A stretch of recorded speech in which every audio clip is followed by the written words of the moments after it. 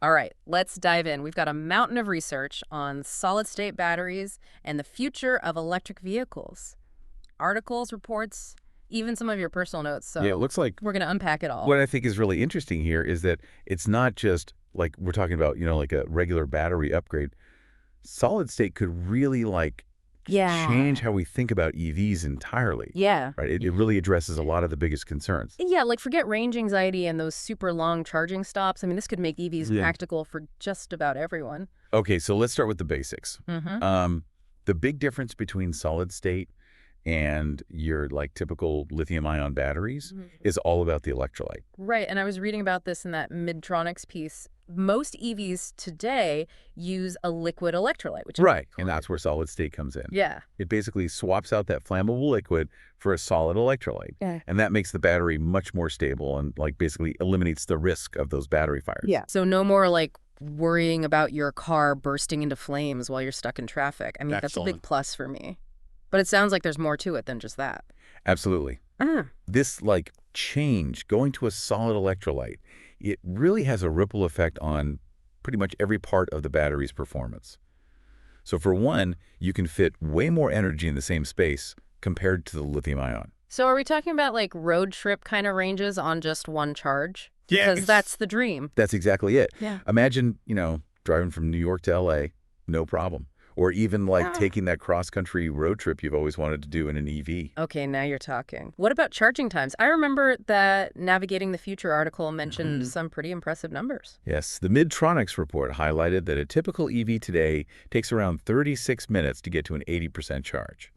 But with solid state, we could be looking at 10 to 15 minutes. Wow. So think about it. You pull up to a charging station, you grab a coffee, and boom, you're ready to go with a full battery. That's almost as fast as filling up a gas tank. I mean, that really makes EVs a lot more appealing for just your average driver. But hold on, what about the lifespan of these batteries? We don't want to be replacing them every couple of years. Right. That's another area where solid state really shines. They're incredibly durable. So that Midtronics source, it mentioned they could handle, get this, up to 5,000 charge cycles before they start to show any real degradation.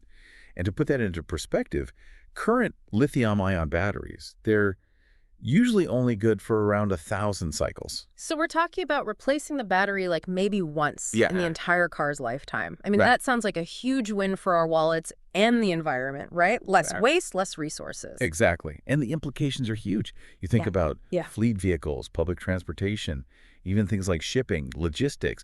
This kind of, this longevity could really change everything. This is almost too good to be true. So what's the catch? There's got to be one, right? I mean, every single source I looked at mentioned how expensive they are to make. Yeah, you're absolutely right. The tech is still pretty early, and producing these batteries at scale is super expensive right now. But what's driving that cost? Is it the materials themselves or the manufacturing process? Yeah. Or is it a bit of both? It's a little bit of both, actually. Some of the materials in these batteries are rare, and they're expensive to get.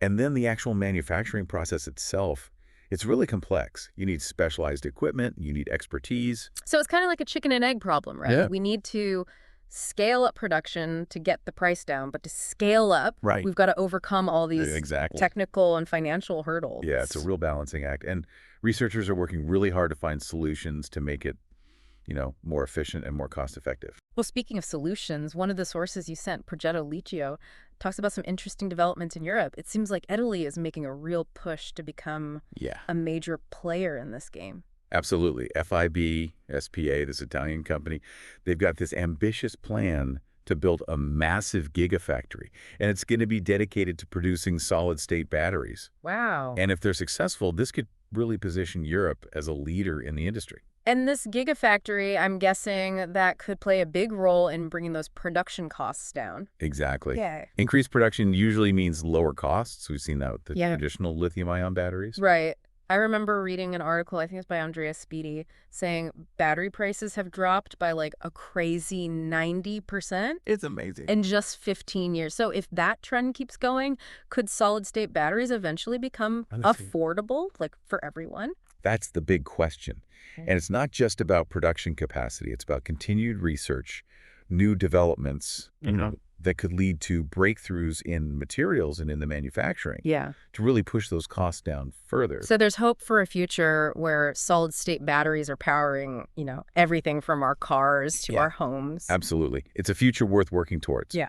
But let's be realistic, it's not going to happen overnight. Right. It'll take time for this tech to mature and to become Sure. really widely available. I get it.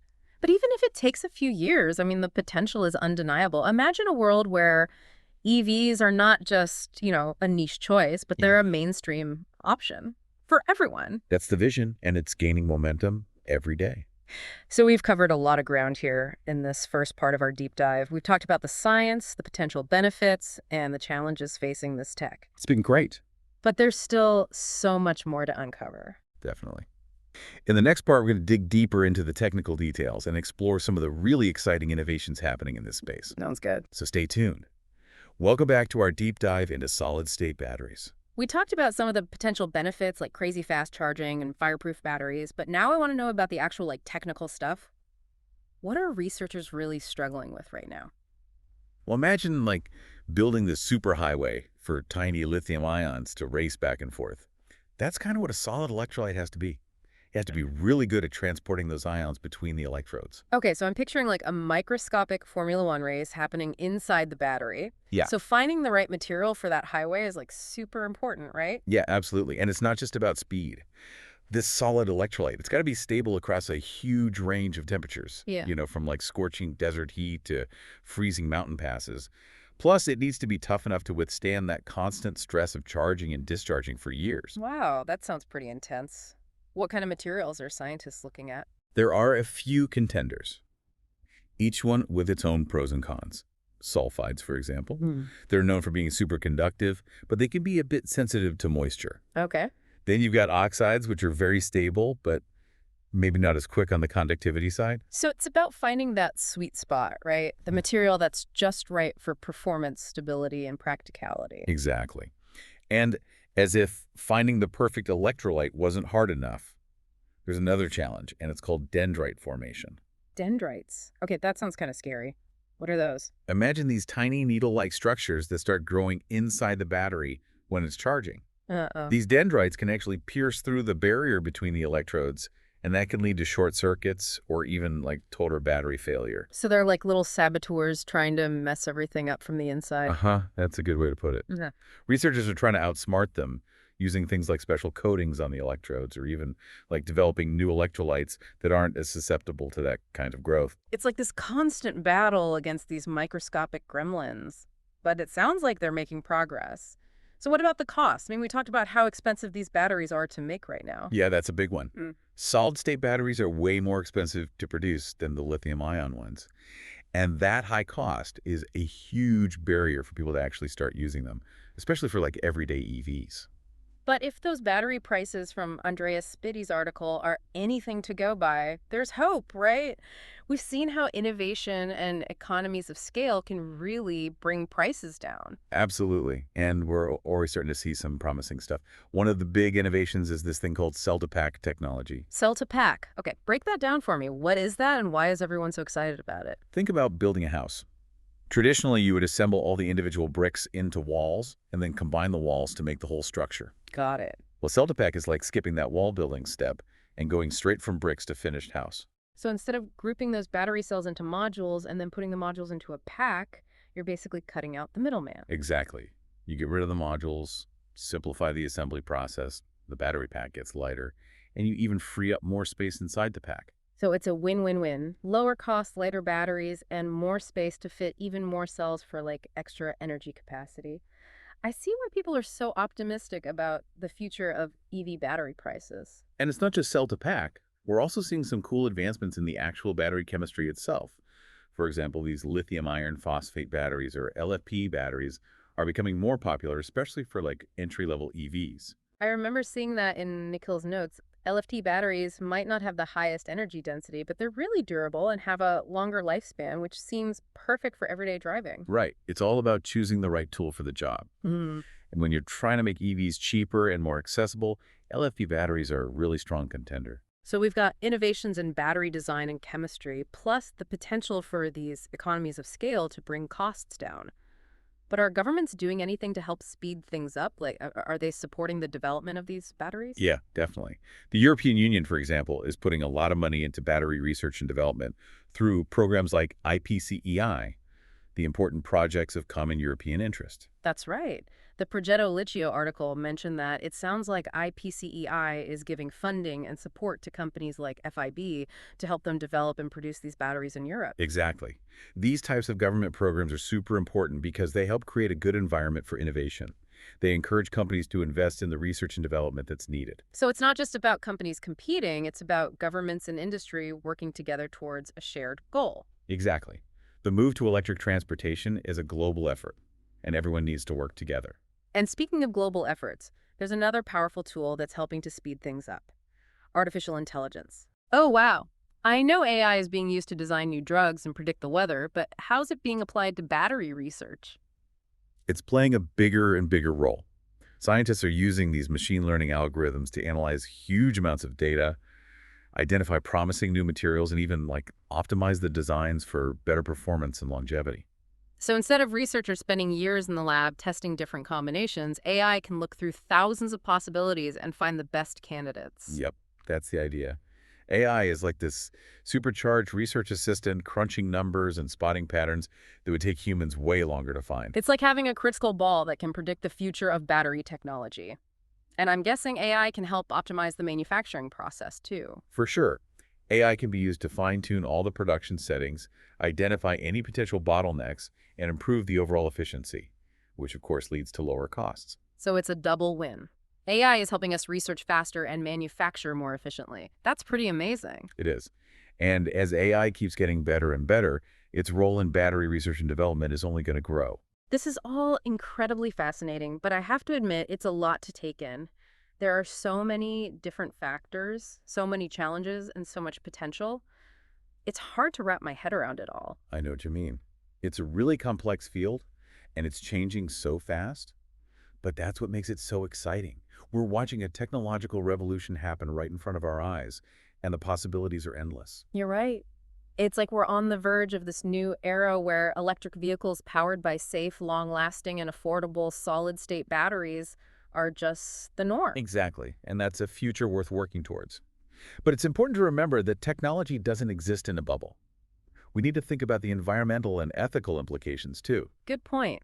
It's great to talk about how amazing these batteries are, but we need to make sure they're being produced and recycled responsibly. Absolutely. We can't just replace one environmental problem with another. The good news is that more and more people are realizing that we need to have sustainable and ethical practices throughout the entire battery life cycle. Speaking of sustainability, I remember that Progetto Lidio article mentioned FIB's plans to build a battery recycling plant right next to their gigafactory. Yeah, that's a great example of companies taking the initiative to close the loop on battery production and disposal. So instead of just throwing away used batteries, they're being collected and recycled to recover valuable materials like lithium, cobalt, and nickel. Exactly. And those materials can then be used to make new batteries, which means we don't need to mine as many new resources. Mm. Mining can have a big impact on the environment and on communities. And this focus on recycling isn't just about reducing waste. It's also about making sure we have a steady supply of those important materials, especially with the demand for EVs going up so quickly. For sure, a circular economy is really important for making EVs truly sustainable. Okay, so we've talked about the technical stuff, the cost AI, and the importance of doing all of this ethically and sustainably. What else is there to consider in this whole solid-state battery story? Well, we can't forget about the competition. The race to develop and sell these batteries is really heating up with both big car companies and new startups trying to get ahead. So it's like a mix of the old guard and the newcomers all trying to figure out the secrets of solid-state batteries. Exactly. You've got companies like Toyota, Volkswagen, BMW. They're all investing tons of money in research and development. They know that this technology is going to be super important for the future of EVs. These companies have been around for a long time, and they have a lot of resources. I can't imagine they're going to give up easily. Right. And they're not just relying on their own teams. A lot of them are partnering with battery companies and startups to speed things up. So it's a team effort combining the experience of the big companies with the fresh ideas and energy of the startups. Yeah. And then you have those battery companies that are solely focused on this QuantumScape, solid power, Samsung, SDI. These companies are all about developing and selling solid-state battery tech. They're the specialists, the pioneers, really pushing the limits of what's possible.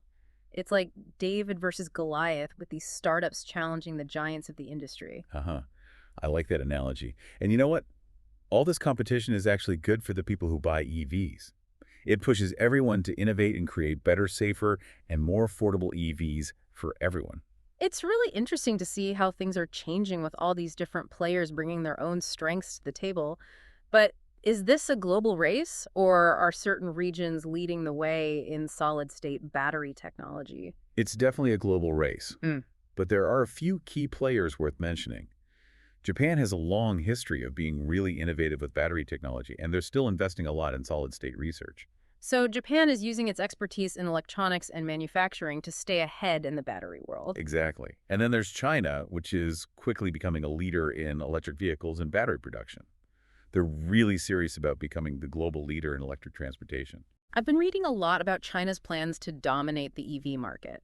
They're not just focused on making EVs for themselves, they want to sell them all over the world. They're a major player, for sure. And we can't forget about Europe. They're also making big progress with solid-state batteries. Yeah. We already talked about Italy's Progetto Liscio, but there are a lot of other European companies and research groups working on this too. So is it a three-way race then between Asia, Europe, and North America? It sounds like the competition is intense. Oh, yeah, it is. And it's only going to get more intense in the next few years as more and more people want electric vehicles. It's a really exciting time to be following this. The stuff that's happening with battery technology is going to have a huge impact on how we get around and so much more. I agree. It's a major shift, and the implications are huge. Okay, so we've covered a lot in this deep dive into solid-state batteries. We've explored the science, the challenges, the potential, and who's leading the way. It's been a great discussion, and I hope our listeners are starting to understand this incredible technology better. Me too. But before we finish this part of our conversation, I want to take a step back and think about the big picture. These batteries aren't just a cool new gadget. They represent a whole new way of thinking about how we store and use energy. You're right. It's bigger than just making better cars. It's about creating a more sustainable and energy-efficient future for everyone. Exactly. Imagine a world where your phone lasts for days on a single charge, where your house is powered by solar panels and a solid-state battery system, where the whole electric grid relies on these batteries to store and distribute clean energy reliably. That's a powerful vision. And thanks to the progress we're making with solid-state batteries, it's a vision that's becoming more and more realistic. It's a future worth fighting for, and I think solid-state batteries are going to be a big part of making it happen. I agree. We've covered so much in this second part of our deep dive. We talked about all the technical details, the competition, and the broader impact of solid-state batteries. It's been a really interesting discussion, and I hope our listeners are as excited about the future of this technology as we are. Me too. We're not done yet, though. In the final part of our deep dive, we're going to explore how solid-state batteries could impact different industries and talk about what needs to happen to make them more widely available. So stay tuned. Okay, so we're back for the final part of our deep dive into solid-state batteries. We've covered a ton of ground, the science, the challenges, even who's leading the race to make this tech a reality. Now it's time to get practical. Where are these batteries going to actually make the biggest difference? Well, I mean, electric vehicles are the obvious answer, right? Solid Right. state could be what finally unlocks the full potential of EVs. It could solve the range and charging problems. Exactly. Imagine a world where you don't even think about range anxiety anymore. You just hop in your car and drive Yeah. across the country. No need to worry about finding a charger. That would be amazing. And it's not just road trips, right? Think about all the delivery trucks, buses, even those big long-haul trucks. It's tough to make those electric with today's batteries. Solid state could completely change that. Longer range, faster charging, it could make EVs practical for all kinds of things. Plus, they're way safer. Right, no more worries about those EV fires. That's a big plus. But I'm also thinking beyond transportation, you know? What other industries are going to be disrupted by this? Well, anything that uses portable power, really. Smartphones, laptops, tablets, power tools, they could all benefit from having smaller, lighter batteries that last way longer. So no more carrying around a heavy laptop or panicking when your phone is about to die. I'm all for that. And it goes beyond just convenience. We could have totally new kinds of devices. Think about medical sensors you wear that monitor your health all the time without needing to be charged, or like super thin, flexible screens that you can roll up and put in your pocket. Now that sounds like something out of a movie. And what about the impact on renewable energy? I mean, that's a big one. Huge. One of the toughest things with solar and wind power is that they're not constant, right? The sun's not always shining, the wind's not always blowing. Right, so we need good ways to store that energy for when we actually need it. That's where solid state comes in. Exactly. They could be the answer to making renewable energy a real alternative to fossil fuels. Imagine every house having solar panels and a solid-state battery. You could be like a whole new energy grid. Now, that's a future I want to see. But are there any downsides? I mean, we talked about the environmental impact of making and recycling these batteries. You're right. We have to think about the whole picture. Mining the materials for solid-state, same as any battery, it has to be done sustainably. And we need to make sure they get recycled properly, right? Don't want to just create more electronic waste. Definitely. The good news is that a lot of companies are starting to focus on recycling and reusing those materials. That's good to hear. But even so, there are still some big challenges ahead. Those high production costs and the technical stuff, making these batteries at a large scale, that's not easy. No, it's not. But I really believe that with more research development and the right government policies, we can overcome these challenges and really see the potential of this technology. So what needs to happen? What can we do to make solid-state batteries happen faster? Well, more research is key. We have to keep pushing the limits of materials, come up with new manufacturing techniques, and figure out how to make them even better, longer lasting, and cheaper. And on the policy side, we need governments to really support this. They need to give incentives for research, make the regulations easier, and invest in the infrastructure to build a strong battery industry. Absolutely. It's going to take everyone working together, scientists, engineers, businesses, investors, and governments. We all need to be on the same page. It's a big challenge, but the payoff could be huge. We could transform transportation, energy, so many things. And in the end, it's about creating a better future. That's what it's all about. So that wraps up our deep dive into the world of solid-state batteries. It's been quite a journey, learning about the science, the challenges, and the amazing things that could be possible. And who knows? Maybe one of you listening will be the one to make the next big breakthrough. That's right. Keep asking questions, stay curious, and never stop learning. The future is waiting to be written, and solid-state batteries just might be the pen. Well said. Thanks for joining us. Until next time, keep exploring.